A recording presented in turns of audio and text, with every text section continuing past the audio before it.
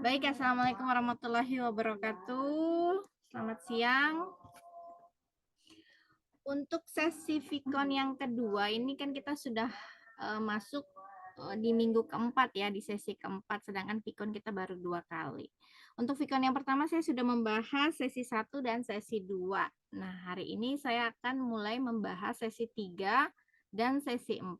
Sebetulnya sesi 3 ini banyak sekali materinya, namun yang saya share di LMS adalah video pembelajarannya cuma satu, jadi cuma bagian satu. Namun di sini akan saya tambahkan materi-materi yang mencakup untuk sesi 3 ya, karena koordinatornya hanya membuat video pembelajaran itu satu bagian saja, sedangkan untuk materi sesi 3 ini ada 3 bagian. Nah, ini saya akan gabung semua, kemudian saya akan bahas juga sesi 4.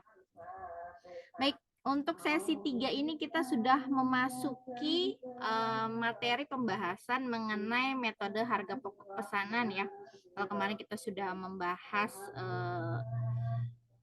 apa itu akuntansi biaya dan ruang lingkupnya dan konsepnya bagaimana. Kemudian kita sudah mulai mempelajari mengenai biaya ya. Kemudian membedakan antara biaya primer atau utama kemudian dengan konversi ya, biaya konversi. Nah, sekarang kita masuk ke metode harga pokok pesanan. Nah, ini untuk bagian yang pertama dulu.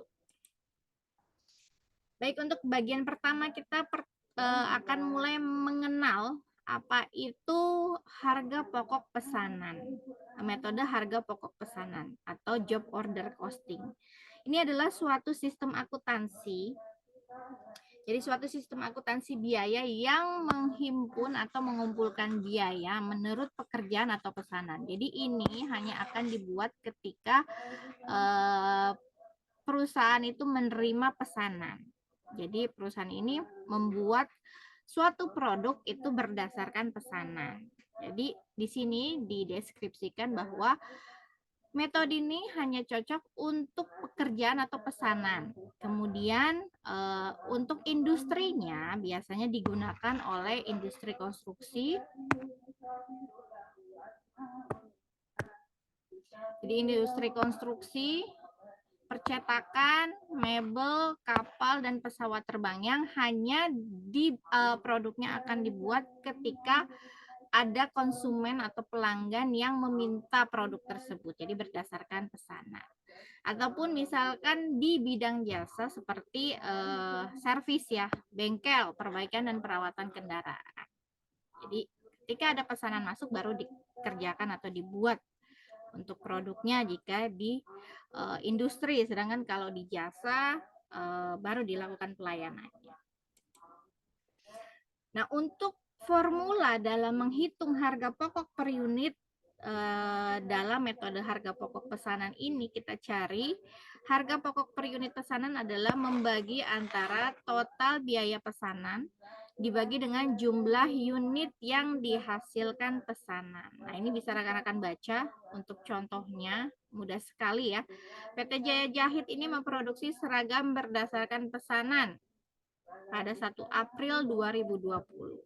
Kemudian perusahaan mendapat pesanan dari PT Edukasi atas 1000 unit baju sekolah. Jadi di sini pesanannya 1000 unit baju sekolah. Kemudian dengan total biaya produksi yang dikeluarkan adalah sekitar 200 juta. Jadi kalau kita masukkan ke dalam rumus ini, maka hasilnya adalah harga pokok per unit pesanan, yaitu membagi total biaya produksinya. Total biaya produksi adalah 200 juta dibagi dengan jumlah pesanannya. Jumlah pesanannya adalah 1000 unit. Berarti 200 juta dibagi 1000 unit hasilnya adalah 200.000 per unit. Jadi satu baju itu dihargai 200.000. Mudah ya rekan-rekan untuk menghitung harga pokok per unit pesanan. Kemudian ini adalah beberapa sifat umum untuk semua pekerjaan pada metode harga pokok pesanan. Jadi kalau di sini tiap pekerjaan harus bisa diidentifikasi sifat fisiknya dan masing-masing biayanya. Kemudian permintaan bahan baku atau pemakaian bahan baku, baik itu langsung, jadi ada bahan baku langsung, biaya tenaga kerja langsung, diidentifikasi menurut pekerjaannya. Dan biasanya setiap pekerjaan memiliki nomor tersendiri yang unik. Kemudian overhead pabrik dibebankan kepada masing-masing pekerjaan berdasarkan suatu tarif yang ditentukan. Jadi nanti kita mencari dulu tarif overheadnya berapa. Setiap pekerjaan mempunyai daftar atau biaya kartu harga pokok atas biaya-biaya yang dibebankan. Nanti di sini rekan-rekan akan mengenal yang namanya kartu pesanan ya. Jadi ya, harus tahu ada kartunya. Laba atau rugi atau biaya atau harga pokok per satuan produk ditentukan untuk masing-masing pekerjaan. Nah, ini di sini rekan-rekan akan mengenal apa itu kartu harga pokok pesanannya atau job order cost sheet. Mungkin kalau rekan-rekan sudah mulai membaca materinya, mungkin sudah lihat bentuknya seperti apa. Jadi kartu harga pokok pesanan ini itu mencakup jadi kartu yang mengumpulkan biaya-biaya yang dikeluarkan untuk mengerjakan pesanan. Kemudian kartu ini juga merupakan buku besar pembantu untuk akun barang dalam proses atau work in process. Jadi kalau dilihat dari akun buku besarnya itu akan dicatatkan persediaan bahan baku, kemudian gaji dan upah, overhead pabrik, barang dalam proses, dan barang jadi. Nah, buku besar pembantunya berupa di sini kartu persediaan bahan baku, daftar gaji dan upah, kemudian kartu biaya overhead pabrik, kartu harga pokok, yaitu metode harga pokok pesanan, kemudian laporan biaya produksi yang menggunakan metode harga pokok proses, kemudian kartu persediaan barang jadi. Nah, kalau dilihat bentuknya akan seperti ini. Ini adalah kartu harga pokok pesanan, di mana di sini dijabarkan satu-satu yang digunakan ketika membuat sebuah produk itu ya, sesuai dengan pesanannya. Apa saja yang digunakan, ada bahan baku langsung, kemudian tenaga kerja langsung, dan overhead pabrik yang dibebankan. Nah, ini harus diisi sesuai dengan data yang ada. Nanti baru dari sini kita bisa lihat jumlah yang digunakan untuk bahan baku langsung, kemudian TKL-nya dan BOP-nya. Nanti dari sini kita bisa mengetahui labanya, jadi kita hitung harga jualnya berapa, kemudian kita masukkan, ini kan biaya produksi dimasukkan semua, kita totalkan, kemudian kurangi dengan beban usaha yang ada, baru nanti ketemu labanya. Ini adalah bagaimana suatu perusahaan yang menggunakan metode perhitungan harga pokok pesanan, ini adalah bentuk kartu yang digunakan. Sampai sini ya, ada pertanyaan nggak? Nah, ini bagian 1 ya. Ini baru bagian 1 untuk metode harga pokok pesanan. Baik, kalau tidak ada kita masuk ke bagian yang kedua. Untuk bagian yang kedua kita mulai mempelajari bagaimana akuntansi dari metode harga pokok pesanan, yaitu bagaimana kita menjurnal akun-akun ketika digunakan di dalam perhitungan metode harga pokok pesanan. Nah, untuk yang pertama adalah kita melihat di sini akuntansi biaya bahan baku. Namun sebelumnya di sini ada catatan bahwa seluruh biaya produksi dicatat dalam satu akun pengendali, yaitu barang dalam proses. Jadi ini nggak akan lepas dari catatan barang dalam proses ketika barang tersebut baru akan digunakan ya. Nah, yang pertama adalah akuntansi biaya bahan baku. Untuk akuntansi biaya bahan baku, ada transaksi yang akan kita gunakan, yaitu pertama, pembelian dan penerimaan bahan baku, serta pengeluaran dan pemakaian bahan baku. Jadi, yang pertama kita bahas adalah akuntansi biaya bahan baku.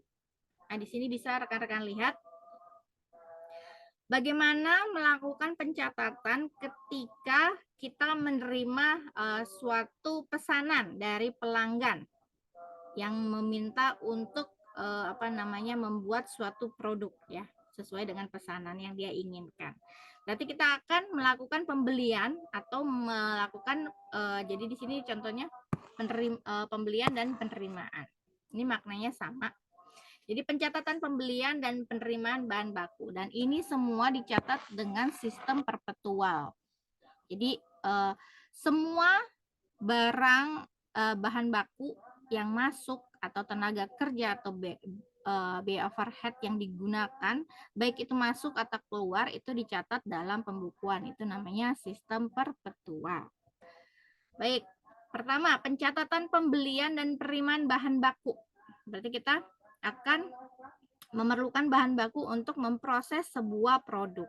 Berarti ketika kita membeli, otomatis kita akan mencatatkan yang namanya persediaan bahan baku.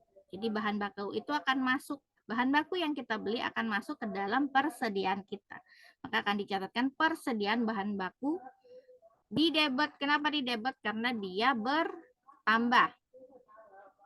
Kemudian kalau dia, ini kan kalau dalam pencatatan akuntansi harus double entry system, yang mana debit kredit itu harus terisi dan nilainya juga harus sama, ya, harus balance.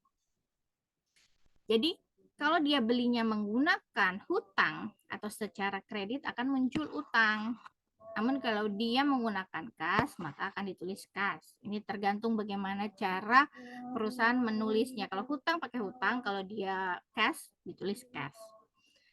Jadi kalau baru membeli bahan baku yang akan digunakan untuk membuat sebuah produk masuk ke dalam persediaan bahan baku di debit, maka kalau muncul hutang dengan kredit belinya, berarti di sini ditulis utang dagang. Utang dagangnya kalau bertambah dia adalah suatu akun kewajiban, jika bertambah akan berada di kredit. Namun kalau dia pakai cash, dia adalah akun aset, jika berkurang maka dia akan berada di kredit. Seperti itu ya. Ada pertanyaan nggak? Bisa dipahami nggak rekan-rekan?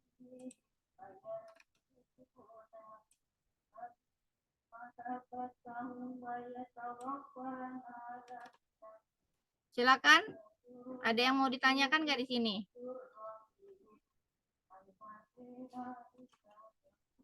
Baik, kalau nggak ada, nanti kalau misalkan ada pertanyaan boleh ya.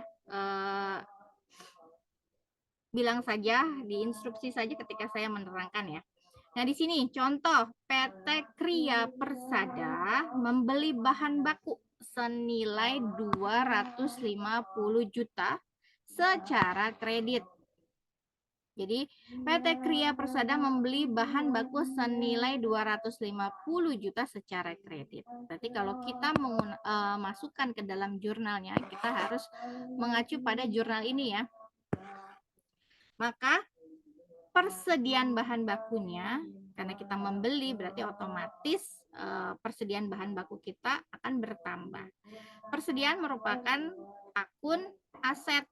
Jadi ketika dia bertambah, nih rekan-rekan harus paham, harus di flashback lagi ya, akuntansinya, pengantar akuntansinya. Jadi kalau misalkan aset bertambah, posisinya akan berada di debit. Maka ditulis di sini persediaan bahan baku.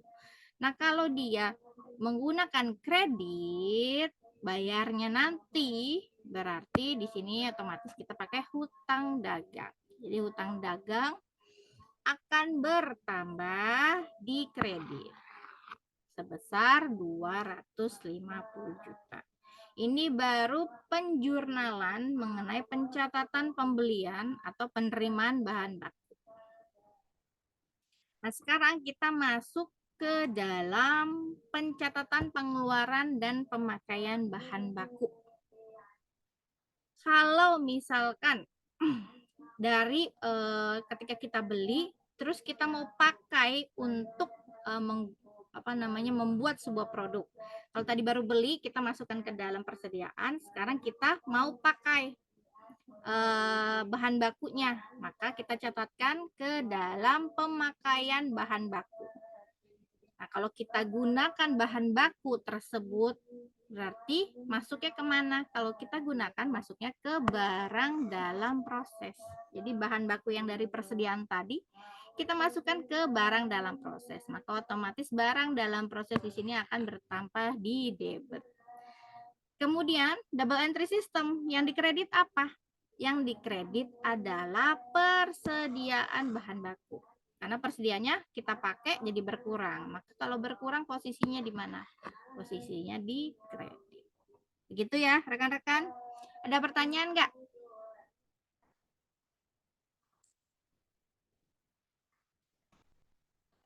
Belum ada? Ini pada bekerja semua ya? Aman, Bu. Aman ya? Yang lain? Baik, kalau begitu kita lanjutkan lagi. Nah, di sini contohnya adalah PT Kria Persada. Menggunakan bahan baku langsung sebesar 200 juta untuk mengerjakan pesanan yang diterima dari beberapa pelanggan. Nah, bagaimana ayat jurnal untuk mencatat bahan baku? Sama seperti tadi, ketika kita menggunakan bahan baku itu untuk membuat sebuah produk, berarti dari persediaan kita masukkan ke dalam barang dalam proses. Barang dalam proses 200 juta, persediaan bahan baku 200 juta di sama ya. Nah, ini baru pencatatan pengeluaran dan pemakaian bahan baku. Tadi kita bagaimana mencatatkan pembelian, kemudian bagaimana kita mencatatkan pemakaiannya. Karena untuk penggunaan bahan baku itu kan nggak cuma bahan baku langsung aja. Kita sudah pelajari di sesi Vicon yang pertama bahwa ada juga bahan baku tidak langsung. Nah, bagaimana mencatatkan bahan baku tidak langsung? Untuk setiap atau di luar bahan baku langsung, baik itu kemudian tenaga kerja langsung, selain itu maka akan masuk ke overhead pabrik. Jadi kalau misalkan mencatat bahan baku tidak langsung, maka kita akan gunakan biaya overhead pabrik. Jadi kalau tadi kan masuknya ke persediaan ya. Nah ini kalau pengeluaran atau pemakaian kan masuknya ke barang dalam proses. Nah ini masuk ke biaya overhead pabrik. Untuk pemakaiannya akan digunakan untuk bahan baku tidak langsung, maka dicatatkannya biaya overhead pabrik dengan persediaan bahan baku. Contoh di sini, PT Kria Persada menggunakan bahan baku tidak langsung ya. Bahan baku tidak langsung sebesar 5 juta untuk mengerjakan pesanan yang diterima dari pelanggan. Kemudian bagaimana ayat jurnal untuk mencatat bahan baku tidak langsung? Berarti biaya overhead pabrik debit 5 juta dan persediaan bahan bakunya kredit 5 juta. Ini bagaimana kita mencatatkan bahan baku tidak langsung. Kalau tadi kan dua-duanya ini untuk bahan baku langsung. Nah, sedangkan ini untuk bahan baku tidak langsung. Kita lanjutkan untuk pengembalian bahan baku. Jadi kalau suatu produk nggak semuanya kan bahan baku itu kita gunakan. Tidak semua bahan baku itu kita gunakan, maka masih ada sisa dari situ. Jadi kalau ada sisa dari bahan baku yang tidak terpakai atau tidak digunakan, maka akan kembali lagi, dikembalikan ke tempatnya. Nah, pencatatannya ada juga. Jadi pencatatannya adalah pengembalian bahan baku. Masuknya kemana? Kalau nggak habis kita pakai, otomatis akan masuk lagi ke dalam persediaan. Jadi di sini pencatatan pengembalian bahan baku langsung ke gudang khusus bahan baku. Maka dicatatkan persediaan bahan baku. Jadi barang yang tidak terpakai, bahan baku yang tidak terpakai akan dimasukkan lagi ke persediaan bahan baku. Kemudian yang barang dalam proses ini akan dikurangi. Jadi misalkan 100 unit bahan baku yang digunakan ternyata hanya dipakai 90. Nah, 10-nya ini akan kita masukkan ke sini. Gitu ya. Di barang dalam proses itu dikurangi. Jadi sama 10 juga di sini. Oke, nah di sini yang kedua adalah pencatatan pengembalian bahan baku tidak langsung. Kalau ini langsung, yang ini tidak langsung. Maka persediaan bahan baku terhadap biaya overhead pabrik sama seperti ini. Jadi kalau misalkan yang dikembalikan 10, maka di sini juga 10. Ini adalah pencatatan pengembalian bahan baku. Sekarang masuk ke bagian ketiga, metode harga pokok pesanan. Nah, ini PPT-nya akan saya share beserta dengan rekamannya ya. Jadi rekan-rekan jika ingin mempelajari lagi, sudah ada PPT-nya, nanti saya share. Kalau tadi kita membahas bahan baku, sekarang masuk ke biaya tenaga kerja. Jadi biaya tenaga kerja itu biasanya mencatat total gaji dan upah, kemudian mengalokasikan total gaji dan upah. Untuk sama halnya dengan bahan baku, tenaga kerja langsung juga ada, tenaga kerja juga ada langsung dan tidak langsung.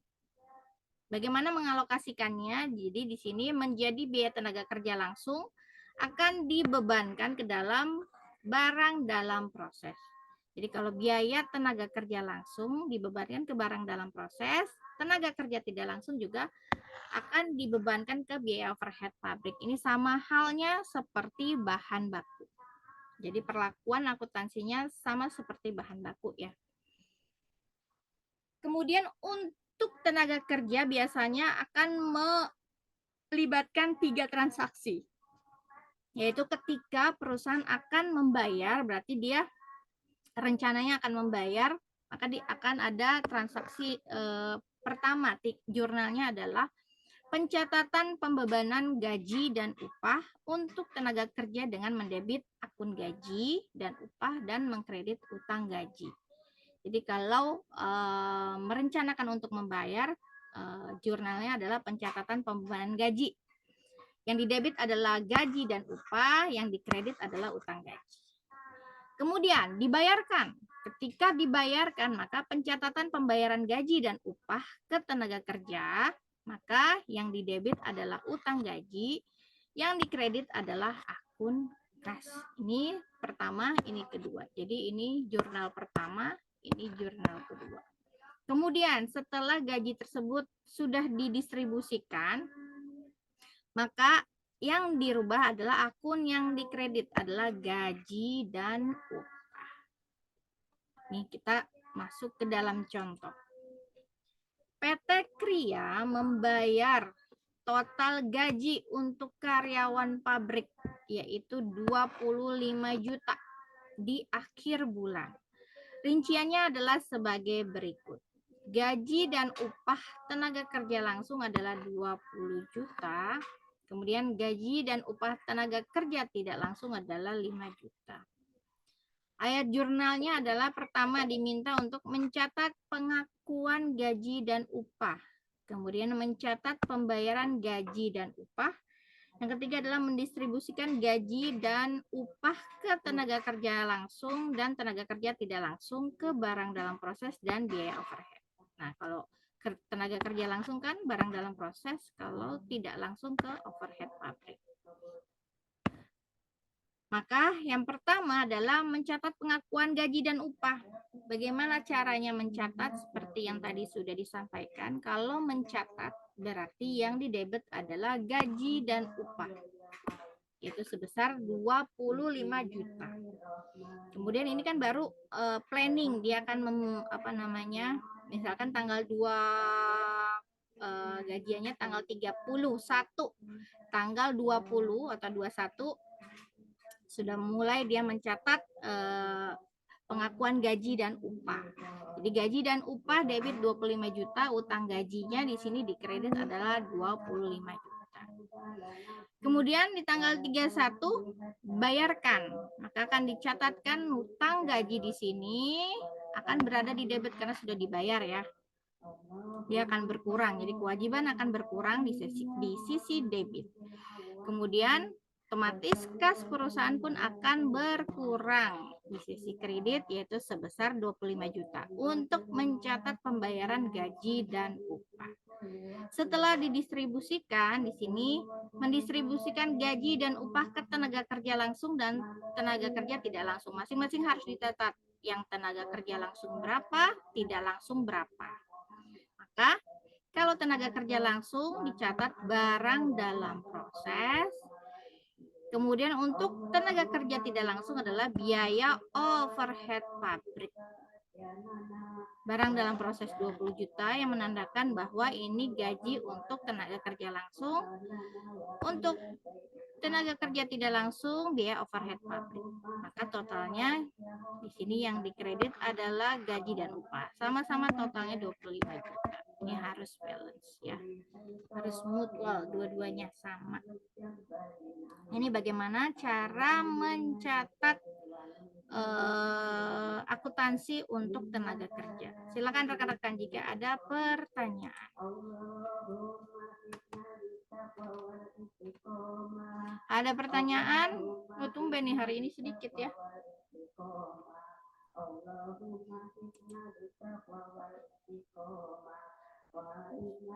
Tidak ada pertanyaan? Baik, kalau tidak ada kita lanjut ya rekan-rekan. Kita masuk ke akuntansi biaya overhead pabrik. Nah, untuk biaya overhead pabrik kita perlu menentukan tarifnya terlebih dahulu. Nah, untuk mencari tarif overhead, kita bagi antara taksiran total biaya overhead pabrik. Jadi total biaya overhead pabrik dibagi dengan ini basis alokasi tertentu atau total dasar alokasi. Dasar alokasi itu adalah aktivitas yang kita lihat paling memicu terjadinya biaya overhead. Jadi kita ambil dasar alokasinya. Di sini dicatatkan pencatatan biaya overhead pabrik yang dibebankan kepada pekerjaan atau produk berdasarkan tarif dihimpun dalam akun biaya. Jadi untuk pencatatan biaya overhead, nama akunnya adalah biaya overhead pabrik yang dibebankan. Kemudian untuk biaya overhead pabrik yang sesungguhnya seperti bahan baku tidak langsung, kemudian tenaga kerja tidak langsung, penyusutan dan lain-lain itu masuk ke dalam akun biaya overhead pabrik. Jadi kalau pencatatan untuk biaya yang dibebankan, maka namanya biaya overhead pabrik yang dibebankan. Kemudian untuk biaya overhead pabrik yang sesungguhnya ketika diminta satu-satu bahan baku tidak langsung, kemudian tenaga kerja tidak langsung, penyusutan dan lain-lain itu namanya biaya overhead pabrik. Nanti kita buat dicatat di jurnalnya namanya biaya overhead pabrik. Nah, ini adalah contoh pencatatan biaya overhead pabrik yang dibebankan. Nah, ketika dibebankan, maka namanya adalah barang dalam proses dengan biaya overhead pabrik yang dibebankan. Jadi ketika digunakan, kemudian kita menggunakan bahan baku tidak langsung, kemudian tenaga kerja tidak langsung, kita akan mencatatkan namanya biaya overhead pabrik yang dibebankan untuk pencatatannya. Kemudian untuk pengeluarannya, nah untuk pengeluarannya kita harus satu-satu menjelaskan setiap akun yang digunakan. Nah, contoh di sini misalkan dicatat biaya overhead pabrik ini terdiri dari apa saja sehingga jumlahnya sama yang dikeluarkan. Misalkan ada akumulasi penyusutan, kemudian biaya dibayar di muka, hutang dagang, kas. Ini adalah termasuk ke dalam pencatatan pengeluaran biaya overhead pabrik. Biaya di luar bahan baku langsung dan tenaga kerja langsung. Itu termasuk ke dalam biaya overhead pabrik ya. Atau ini biasa disebut namanya pengendali overhead.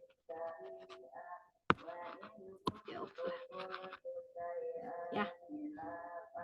Kita sudah membahas bahan baku, kemudian tenaga kerja, dan ini adalah overhead pabrik. Sekarang kita masuk ke dalam pencatatan akuntansi untuk pekerjaan yang telah selesai. Kalau tadi kan runtutannya kan berarti dari membeli bahan baku, kemudian bahan baku tersebut ini kan nggak cuma bahan baku, cuman ada tenaga kerja, tapi biasanya kan belum ya. Berarti Ketika diproses maka akan muncul yang namanya bahan baku yang digunakan, ada bahan baku langsung dan tidak langsung, kemudian ada tenaga kerja langsung dan tidak langsung, dan biaya-biaya lainnya yang termasuk ke dalam biaya overhead, kan seperti itu. Nah, sekarang kita akan masuk ke dalam jika produk tersebut sudah jadi. Kalau tadi kan belum jadi. Nah, sekarang kan jika sudah jadi, bagaimana kita mencatatkan jurnalnya? Jadi akuntansi untuk pekerjaan yang telah selesai. Nah, saldo akun barang dalam proses. Kalau barang tersebut ini kan masih diproses, jadi bahan bakunya baru mau diproses jadi sebuah produk, maka masuk ke dalam barang dalam proses. Nah, jika sudah jadi bagaimana? Maka saldo akun barang dalam proses pada akhir periode sama dengan jumlah biaya bahan baku langsung, biaya tenaga kerja langsung, dan biaya overhead pabrik yang sudah dibebankan yang terdapat pada kartu-kartu harga pokok pesanan yang sedang dikerjakan. Maka kalau misalkan sudah jadi, maka akan muncul yang namanya barang jadi. Maka barang dalam proses ini akan berkurang.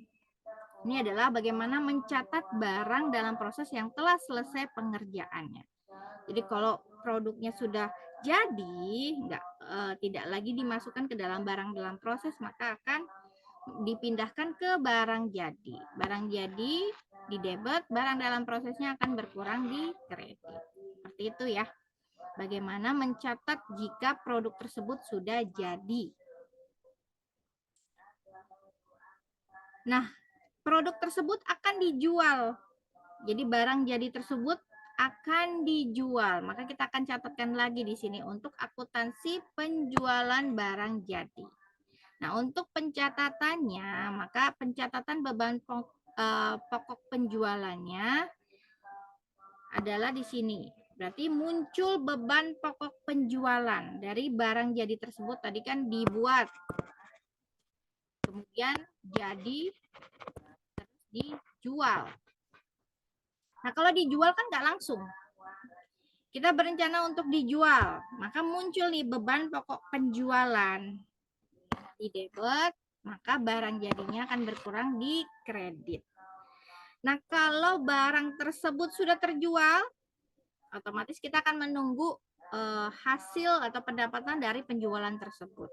Maka di sini muncul yang namanya piutang usaha. Karena dijual nggak langsung ya dapat. Misalkan dia menjualnya dengan kredit atau ada sistem di situ. Sistem kredit kan pesanan pesanan dari si konsumen atau pelanggannya. Kita kasih barangnya, kemudian mungkin besoknya dia baru bayar. Jadi kita catatkan piutang usaha. Di debit, maka barang jadinya kita di kredit. Piutang usaha ini adalah termasuk ke dalam akun aset. Jika bertambah, di debit, jika berkurang akan di kredit. Nah, ini karena kita menunggu uang kita untuk kembali dari penjualan produk yang dipesan oleh konsumen, maka munculnya piutang usaha. Yang berkurang adalah barang jadi, karena barang jadi sudah kita berikan ke pelanggannya. Nah, ini adalah bagaimana menyusun akuntansi untuk penjualan barang jadi. Silakan rekan-rekan. Ada pertanyaan? Dari mulai bagaimana kita mencatatkan akuntansi.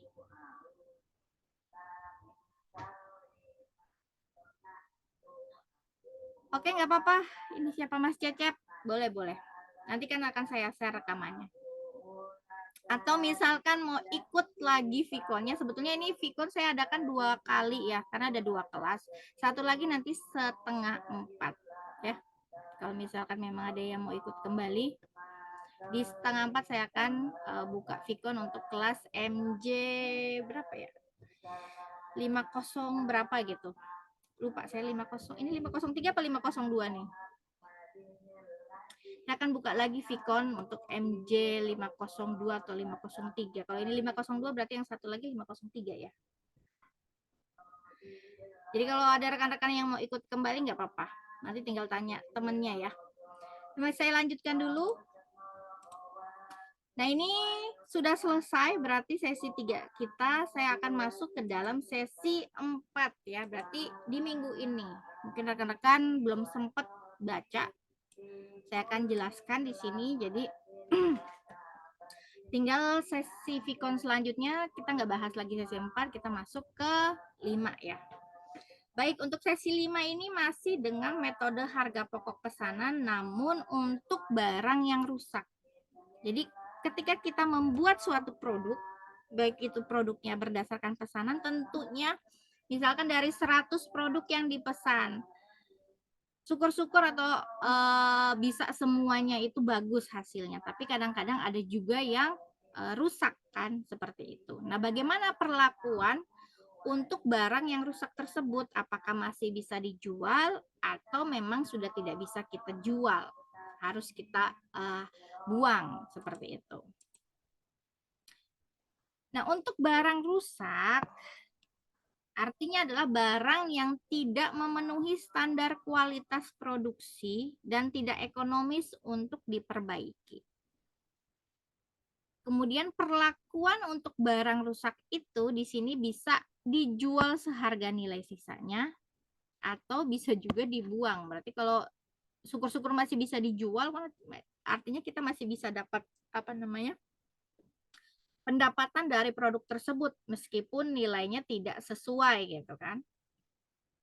Tapi kalau dibuang artinya kita sama sekali tidak bisa mendapat hasil atau pendapatan dari produk yang rusak tersebut. Nah, kalau pengakuan akuntansinya di sini, biaya kerusakan itu setelah dikurangi nilai bersih yang dapat direalisir, maka akan dibebankan ke biaya overhead pabrik. Jadi untuk untuk barang-barang rusak itu akan dibebankan ke biaya overhead pabrik. Nah, perlakuan akuntansinya ini kan ada 2, tapi ini juga perlu diperhatikan, yaitu jika misalkan sifat kerusakannya normal, berarti masih bisa dijual.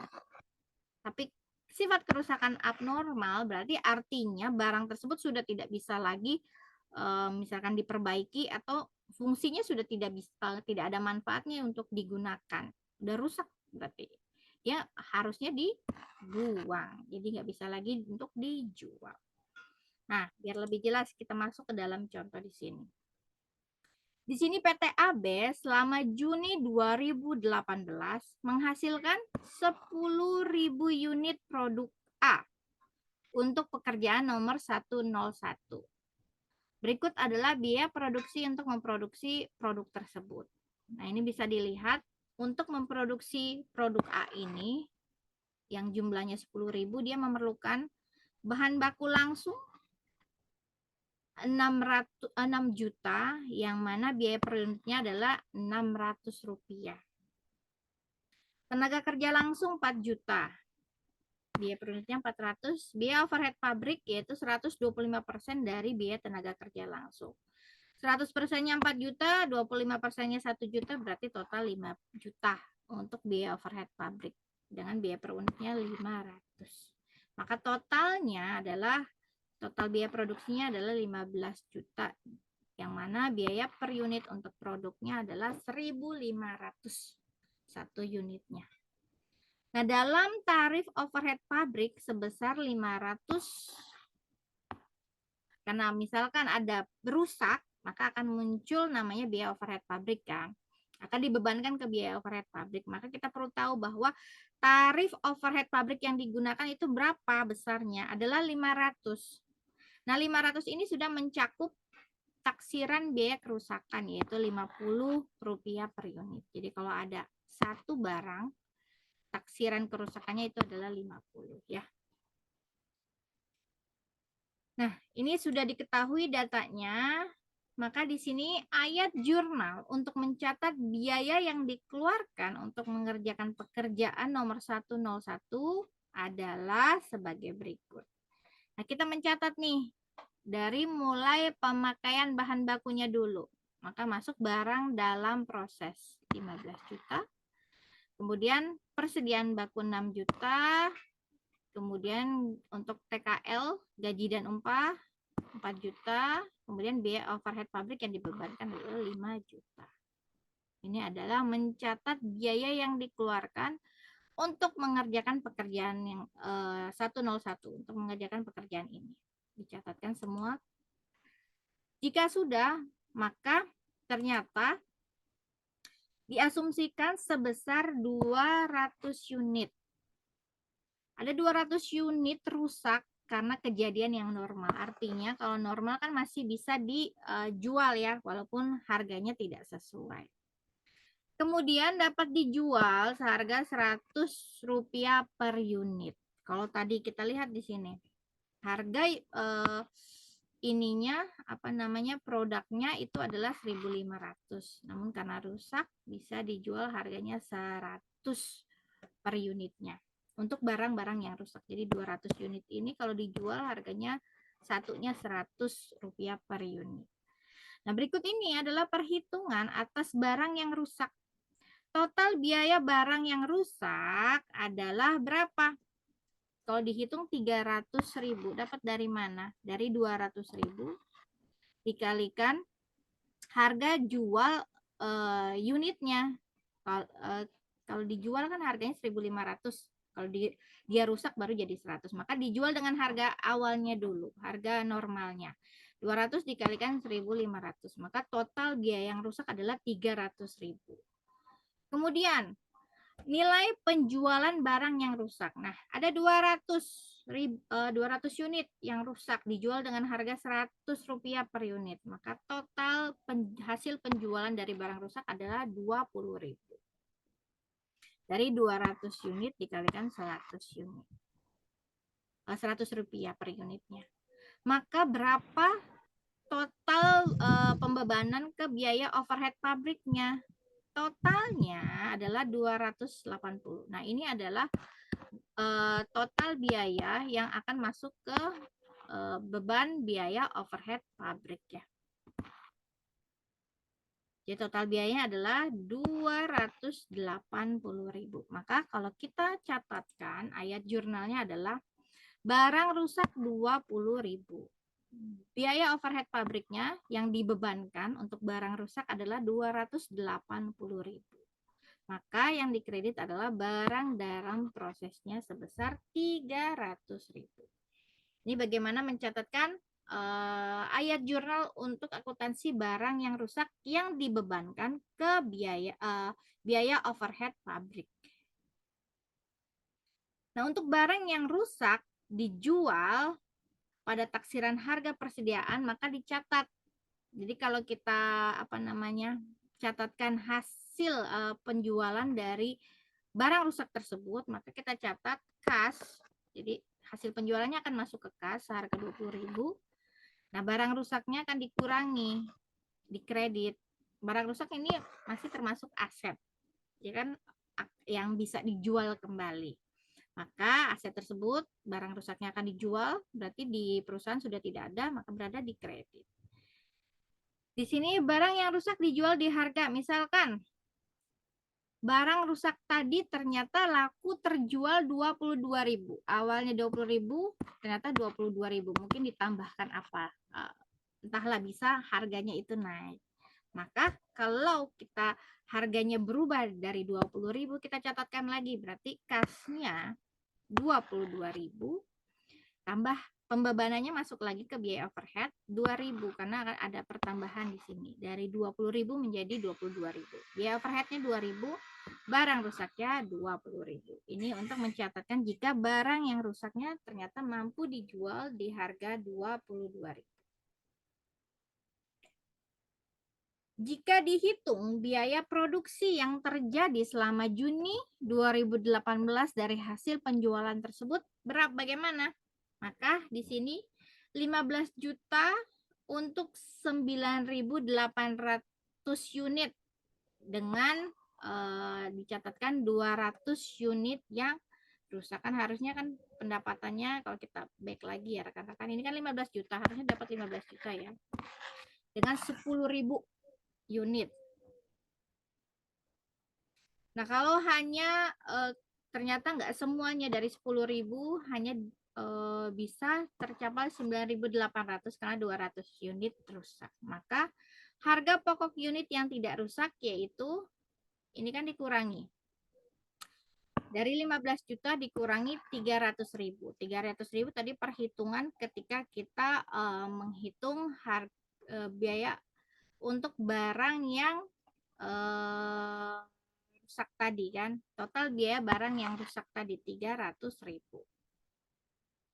Kali 15 juta dikurangi 300.000 hasilnya adalah 14.700.000. Maka pencatatan untuk unit yang telah selesai dan tidak rusak berapa? Kalau tadi kita sudah menyelesaikan pencatatan untuk barang rusak, sekarang yang tidak rusak berapa? Berarti barang jadinya adalah sebesar 14.700. Ini yang bisa dijual, barang-barang yang tidak rusak dan bisa dijual adalah 14.700.000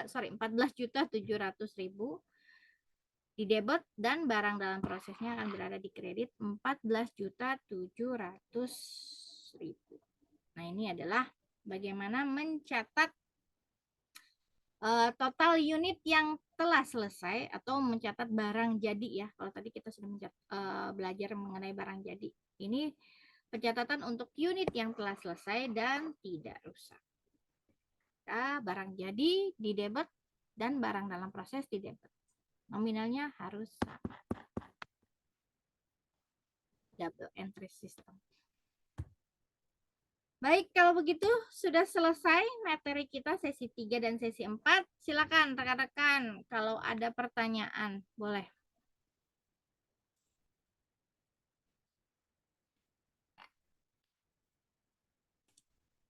Ada pertanyaan?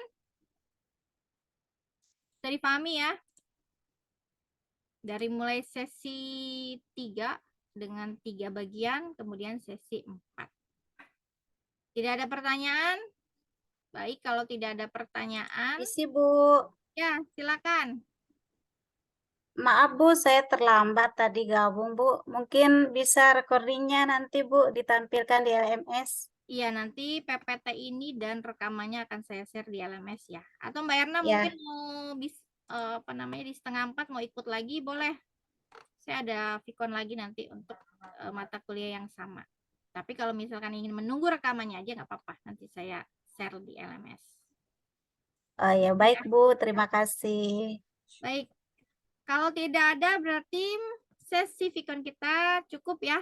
Kita ketemu lagi insya Allah nanti minggu depan. Karena jadwal Vicon sudah ada, nanti saya akan share di LMS setiap, kalau nggak salah harusnya setiap hari Kamis ya kalau nggak. Namun karena baru dapat kemarin, jadi saya sudah posting di hari Rabu, Kamis itu untuk mata kuliah lain. Tapi tidak apa-apa, nanti kita mulai terapkan jadwal Vicon yang sesuai dari prodi ya. Baik, terima kasih. Saya akhiri. Wassalamualaikum warahmatullahi wabarakatuh. Terima kasih untuk yang sudah hadir.